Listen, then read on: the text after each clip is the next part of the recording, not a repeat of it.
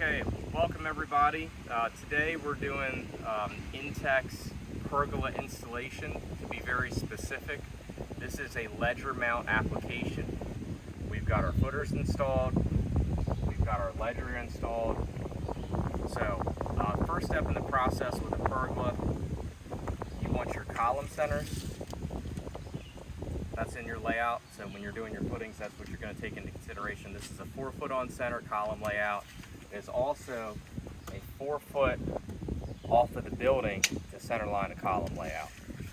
So those aspects have been correlated with the ledger layout, so this center line's transferring back to the ledger, squaring it up, all that plumb level square. The other thing is we've already done our story pole, so we know with the sequencing buildup of the bracket, the cap, the beam, and the rafter bracket and the rafter height. We've taken that into consideration into our layout. So you just want to be cautious of that when you're doing your math backwards, when you're laying all your components out. We're at the next step in the process, so we're actually going to start the layout process for the bracket to the main beam connection. Very important, please do not lose this. This is your installation instructions right here. So as you can see in the orientation of the main beam, kind of the sequence of the procedure right there, we are actually working upside down. So you want to flip your main beam upside down, and your column capital will actually mount to the beam. Your bracket will mount here in this orientation, so that we're clear on how everything goes together and why it's so important to work on the bottom side. So as I was outlining before, we've taken the overall, we're measuring the overall length, so I've got 68 inches, so 34 is my center of my beam, okay? And then I know that I'm a 4-foot on center for my columns. So that's a very important step. So I've laid this out, and I've got my 4-foot center to center. And I actually, this is just a little technique, but I mark C and C, so I know where my column centers are. So once you come to that step, now it's setting up the actual capital dimensionally so that it has equal reveal on both sides of the beam. So I've actually transferred my center line here, my offset dimensions of my beam width, so I know where that's going to lay. So that'll actually lay just like this. And then you want to kind of pay attention to this as well. It's good to have them mounted in the same direction when you're going to flip this on top of your columns. We have laid out our column caps on the center line of our column onto our beam, equal revealed on both sides. A good step in the process is just a good trade practice. Clamp this down so it doesn't want to move on you. This is cellular PVC. The surfaces are smooth. It'll want to walk a little bit, so just a little good practice. Clamp it down for your layout once you get it all figured out and you're happy where you want it. So once you're happy with everything, you've checked, I've transferred the center line of the beam through the center line of the bracket so that I know that everything's working out how we want it to. You've checked your bracket. I've got 2 and 5 here. I've got 2 and 5 here. I'm happy with that being center. So I'm centered this way and I'm centered this way of where I want to be. So now it's time to connect the bracket to the actual main structure. And keep in mind there's an internal aluminum shaft in here. We'll show it on the ends of the rafter tails, but that aluminum shaft comes like somewhere right in here. So you want to be cognizant of that when you're drilling into this. You don't want to spread it so far that you miss your aluminum here. It's a big component about the pergola systems. So once we're at this step, we will take an 1/8 inch drill bit, and we're gonna have a 3/8 nut driver, and we're taking our stainless steel self-tapping screws.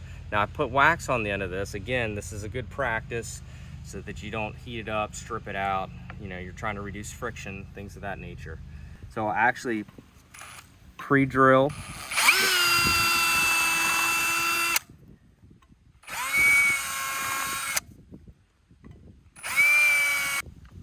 I put this in low drive. I don't put the chuck on. Just be very careful with this. You don't want to snap these guys off. So what you'll do now is, this is our self-tapper head.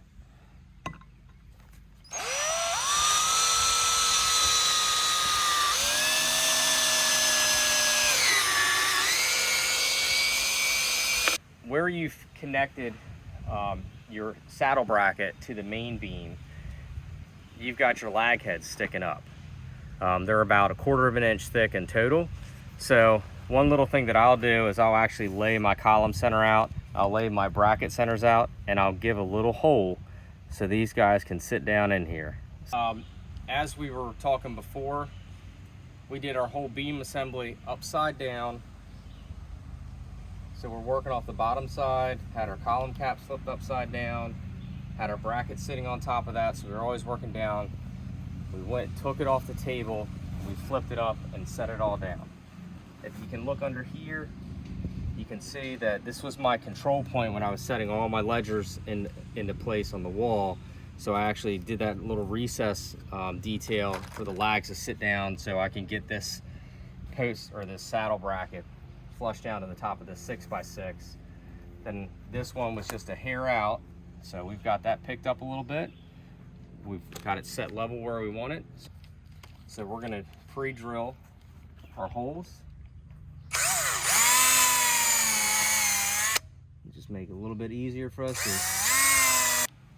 And I wouldn't suggest using any impact driver. You haven't seen me use any of that today. So I've got this on slow again. No chuck setting. We've got our main beam installed. We're all secure to the 6x6s. So now we've already pre-installed our ledger bracket. Some people will do this themselves. We do provide a cover for this. That's optional with you guys. We've already pre-set up all this where we've taken the column centers, transferred it back, given us enough extra room on either end. And we've got our center marked here, which is aligning square with the center of these columns. And the other thing that I've done is I've marked center on my actual ledger mount so that I can do my rafter array after we're done this. So everything's already been pre-fit. We're gonna line the center line that I've already marked out here with the center line of the ledger mount. And then as you can see, we've got a 4-foot on center, right? So I've got my 4-foot end that's gonna stack center of my column on this end. And then I'm gonna take my 4-foot out to this end. That's gonna stack center of the column on this end. So here's my end rafter, here's my end rafter.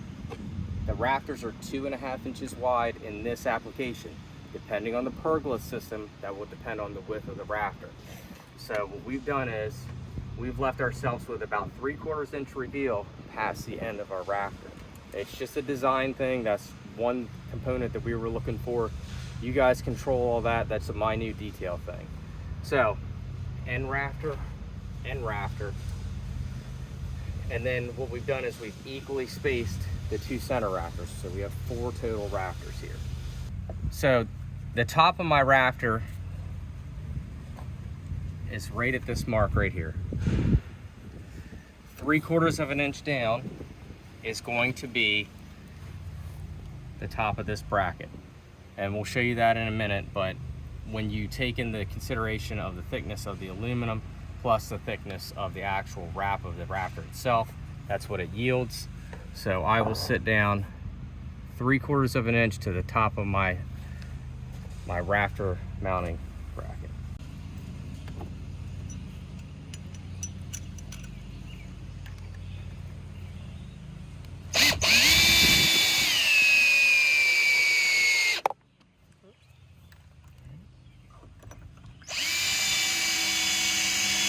So we have our ledger mount brackets up right now.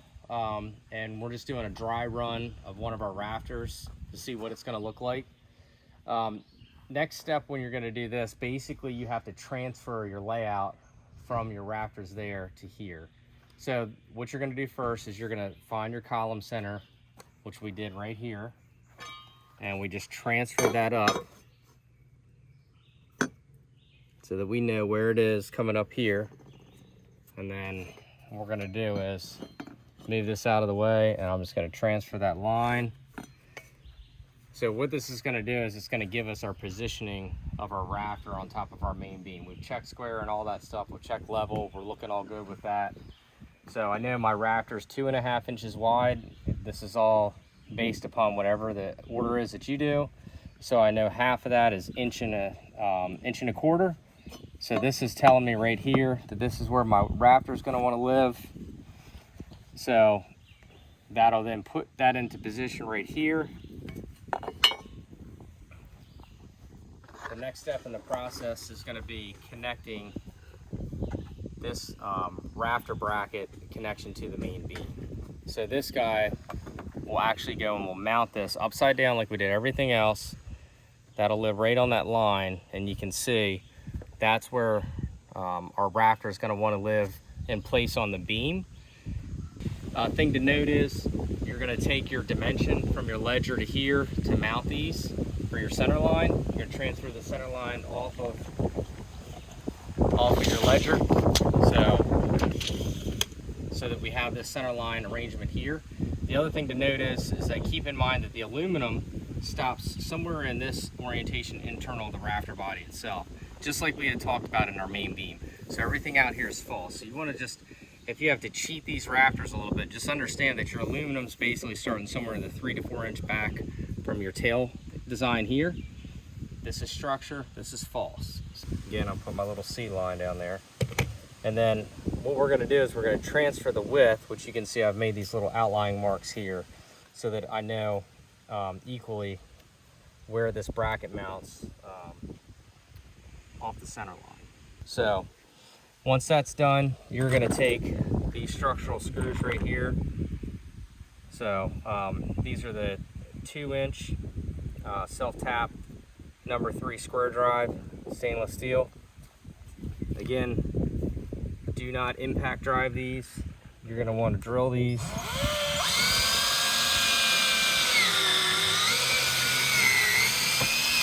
Before we install the rafter, just one little side note, we require that you drill this 3/16 of an inch weep hole, and we do it right behind the back side of the bracket here. That's just so it's visually hidden from the underside. So we want to get as close as possible. Now what we're going to do is we're going to actually attach one of the rafters to the ledger bracket here. One thing to note is there's not specific dimensioning. What we give, we asked you put 3 screws from the top of the actual rafter down to this ledger bracket. One important thing to note is the projection of these heads and the thickness of the bracket itself. So you can just do a little cheat process here. You want to stay within a certain distance. I'd recommend somewhere around 1/2 inch off the end here. And then you want to come in enough so when this screw goes down through here, it misses the head projection on the actual ledger bracket to the ledger connector itself. So I just went through and did some quick math, and yes, I'm abutting a square, so these aren't true dimensions, but I just made myself some little tick marks. What I'm going to do is I'm actually going to come over here and I'm going to transfer these 3 marks onto the top of the actual rafter. This is my center line of my rafter from previous layout, and I'm going to trace that line so that now I know where to drill these holes. So now that I've got my hard stuff done, I've already wax dipped my 2-inch stainless steel screws. This is my structural connection down through. It's a bevel head, number 3 square drive again. So we'll actually do, and again, don't impact. You don't need to use a lot of force on this. So once that's done, you still have a little bit of flexibility when it comes to the rafter and the main beam. So what you want to do is you want to align. I've already done this based upon our original layout. So I've got my main beam body laid out there, and then I have my rafter body laid out on top of my main beam. So what I can do now is to get a nice clean line to drill my pilot hole. I've laid out my actual physical hole location about where I want it, and so that the chuck doesn't hit the body of the beam because it's cellular PVC, I can get that as a nice vertical line, and I can do the same thing on the other side and drill the hole on the other side, push it out of the way. I've already done all my layout. You want these screws to come perfectly vertical down. And because if it's cocked one way or the other, it's gonna sit out of the actual seating of this, of our little recess here that we have, countersinking, if you will, for the bevel-headed screw to seat. So that's one of the reasons you want to do that. I've got a long extension on my actual drill here to, you know, again, try to get that chuck body away.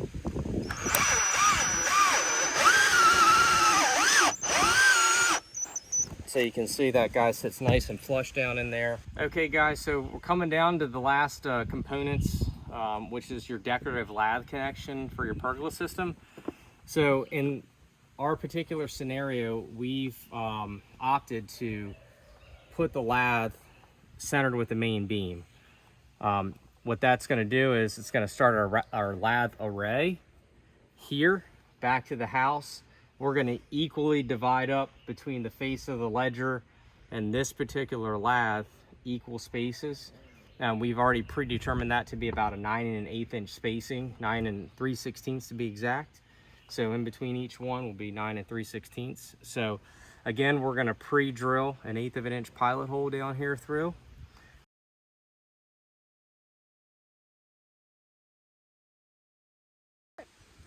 Okay, so this is just a different lath. It's 1.5 inches by 1.5 inches. So again, pre-drilling practice. Again, these are self-tappers, 2.5 inch screws. So that's best practice to pre-drill. So we're gonna already pre-drilled, and I'm aligning this center of the beam body. So we're just gonna go ahead and drill down through. I've already done the layout.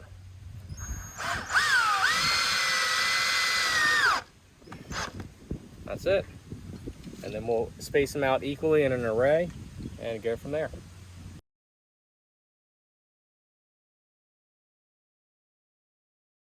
All right guys, so this is our last lath and our most complicated lath install.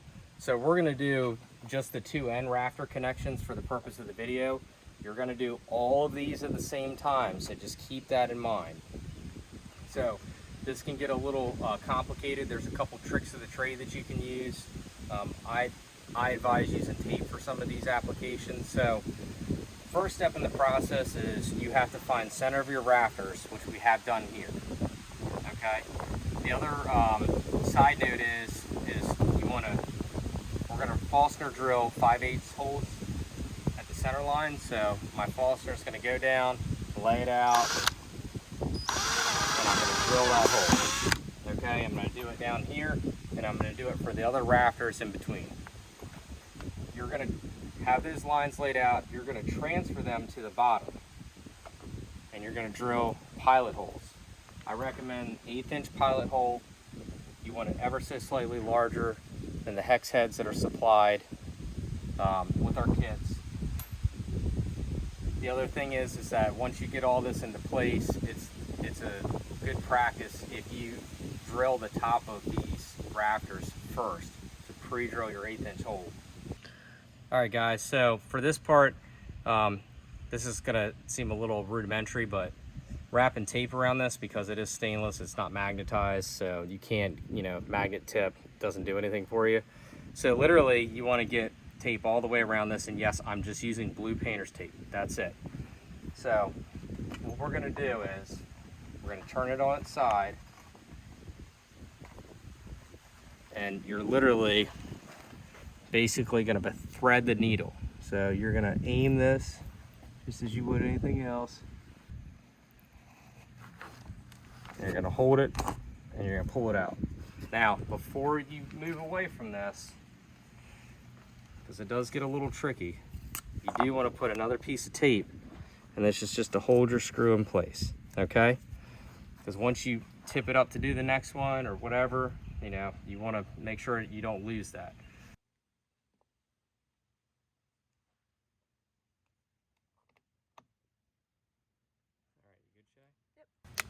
All right, so I just took the bit, put it in, and made sure I connected to my fastener, so I don't have to fish around. So I'm literally got the other end tipped up at the moment,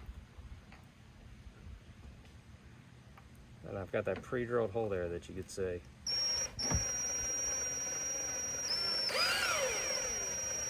And keep in mind, I told you guys, don't fasten this one all the way down yet, because you're gonna wanna align each one of these holes as you work down. Then you're gonna come back and then you're gonna fasten the whole network down.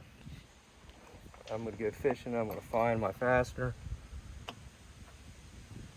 I've confirmed that I'm on.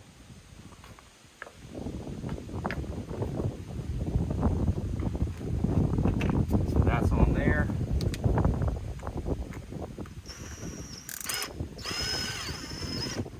And I've secured that down. So I'm just gonna hit a little bit of Chrissy's on here.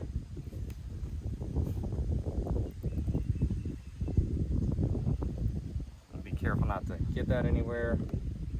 Then I'm going to take my plug, make sure you've got your finished surface, face it up, has a rough side to it. Then you're just going to set that in place. I put a little blue tape on my hand, you know, that's not a waffle, that's a flat surface hammer. And I'm just going to tap this guy down. These are good to have a little bit of paint and caulk on, so just keep that in mind. So you're going to paint prep that, paint that guy up, and good to go. Now we've done full pergola assembly. It's to apply the decoration in our 6x6 application. We've taken some INTEX columns. These come split in L halves, and they have a base and a cap with them. So we're going to go through this pretty quick. This is our adhesive. We're going to apply this on this side and on this side. It does set up quick. If anybody knows Christie's and worked with that before, it's a medium base cement body, PVC cement body, so it will set up fast. So we're gonna go pretty quickly. You don't wanna go overkill with this, because if it goes out on the face of the surface, it will eat away at that surface a little bit. All right, you ready? Take that out. Now we're cooking with Gas on you.